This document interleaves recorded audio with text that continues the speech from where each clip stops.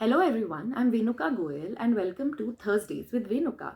So today I'm going to tell you the true story about how my friend and I were flagged down by airport security in Boston the first time we traveled to the US. And this happened because of a bag that we were carrying.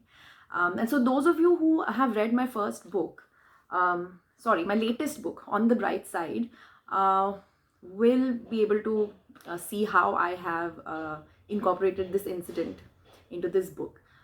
So in 2006, I got admission at the Ohio State University to pursue a PhD in the chemistry department. And this very same year, a close friend of mine got admission in the same university to pursue a PhD in mechanical engineering. So both of us were living in Bombay, and both of us had to fly down to Columbus, and we ended up going there together. So that was a great experience for me because I was traveling abroad for the first time, and it was great that I got to travel with her because we were very close friends growing up, and it was nice to have someone to share this kind of experience with. And the reason why I got to know my friend in the first place was because her father and my father, they were both professors in the chemistry department at IIT Bombay, right? So both of us grew up on campus, and we were kind of family friends, and we went to the same school, and we were very close. In 2006, we traveled from Bombay to Boston. We had a British Airways flight, so it went via Heathrow. And our port of entry was Boston, but we had to catch a domestic flight from Boston to Columbus. So in Boston, we went through customs, immigration, and everything. And then we had to go through another security check before we reached the departure gate for our domestic flight.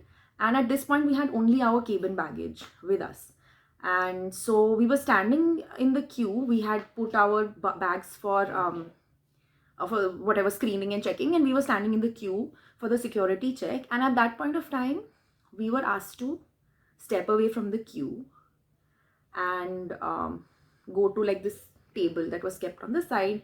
And there was a security personnel who was standing behind that table, and he had my friend's bag with him. So it was like a sling bag or a satchel kind of a bag, and she was carrying some of her personal belongings in it. But anyway, the security person, he asked us that, does this bag belong to you? And my friend said, yeah, this is my bag.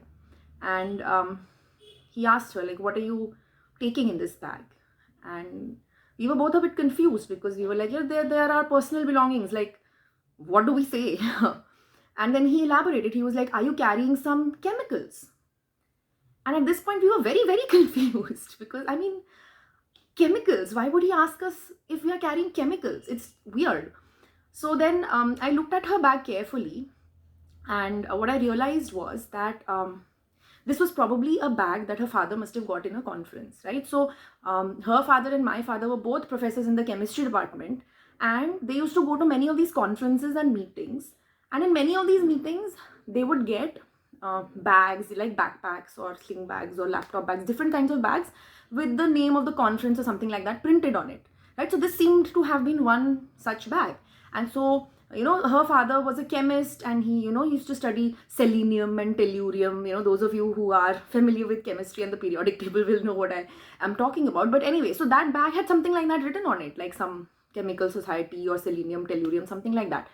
And so I was like, okay, maybe that's where the reference to this chemicals thing is coming from. But still, it's just a bag from a conference. Why should they think that we are actually carrying chemicals in this, right? So it was just weird. But anyway, the guy said that there is some odd smell that's coming from this bag. So tell me what this smell is coming from, so that, that specific thing, I can check whether it's okay for you to take that. And so again, we were confused. We had no idea what this was all about. And so both of us smelled her bag. It felt really weird doing that, but we did. We smelled her bag. And then what we realized was that it was the smell of naphthalene balls, right? Those small little ball kind of things when we put our sweaters away in the suitcase for a long time.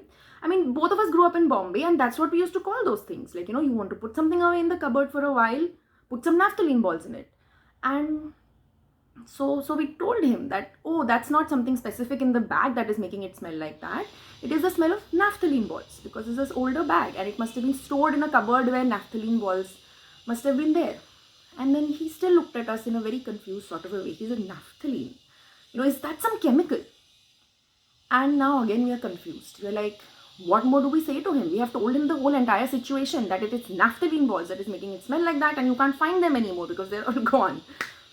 And all three of us were just standing there, quite confused, looking at each other. And just then another security personnel came and he talked to his colleague, and then he also smelled the bag. We were all of us like standing there and smelling the bag. Pretty weird, but he did. And then he told his colleague and he was like, it's mothballs. And then that person was like, oh, okay. And so he let us through security.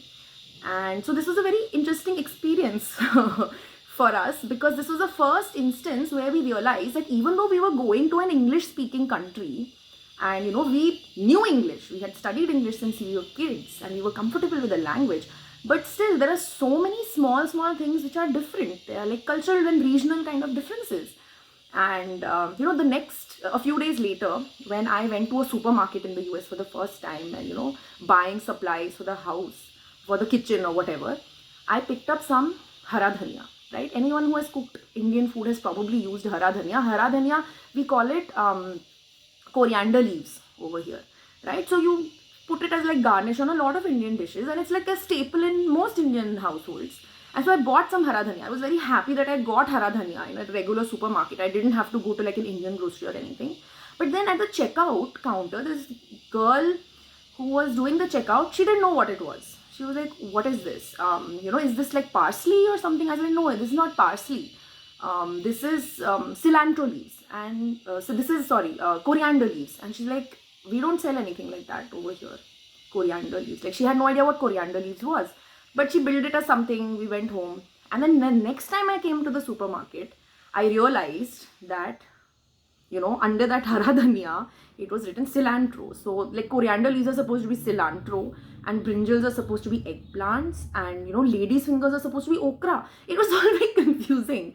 And so, I mean, right now when I think about all of these things, it's amusing, and I feel rather nostalgic about all of these funny things that happen. But at that time it was quite frustrating, because I was like, I'm supposed to have come to a country where I already know the language, apart from all the culture things and whatever. I'm at least thought that I know the language, but still there's so many things that are so different. And that's true even in India. Like when we travel from one state to the other state, or from one city to the other city, like when I came to Indore for the first time, the city where I live right now, and my mother-in-law said, panni de do, beta, give me a panni. And I was like, panni? What is a panni? I have no idea what's a panni. And later on I realized that a polythene bag is also called a panni in Indore, and I had no idea. So even though I knew Hindi as a language, I had no idea what a panni was.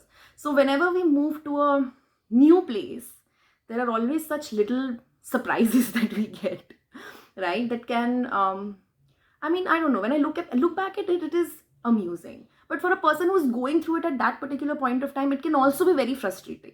So there are many such small things that I've written about in my latest book, On the Bright Side.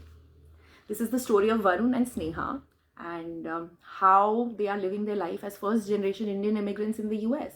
And if you read fiction, do check out my book. It's available on Amazon, both ebook and paperback format. If you search for Venuka Goyal on Amazon, you will probably find it. So that's all for this week. I'll see you again next week. Until then, goodbye.